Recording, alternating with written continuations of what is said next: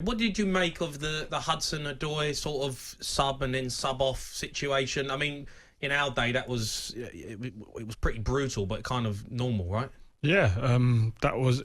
You didn't see players get dragged on and off like that regularly, but Yeah.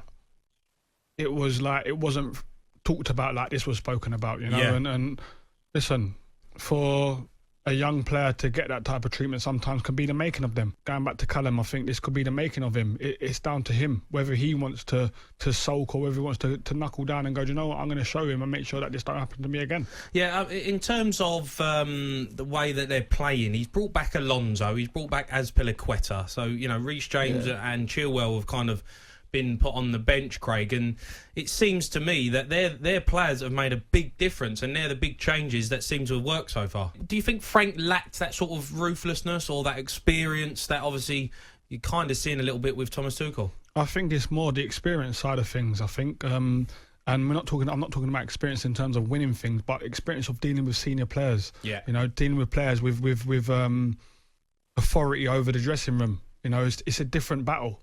Yeah. To play him to dealing with players that he had at Derby who are they were young. They were younger players, yeah. And then he came to Chelsea, and fantastic thing to do, bring through young players and stuff, you know. But then there's senior players in the squad who you got to deal with too, and they're seeing young players playing ahead of them. They're not going to be happy. I mean, take us into the dressing room at the clubs that you've been at, say West Ham or QPR, when they were obviously doing well and spending big money. How big of an impact can a player like that in the dressing room make? Yeah, they can be the difference between success and playing well, not playing well. You know, if you've got a certain type of personality in the dressing room and they're a bad egg, it can be a problem for the whole dressing room. It can be a problem for the whole club.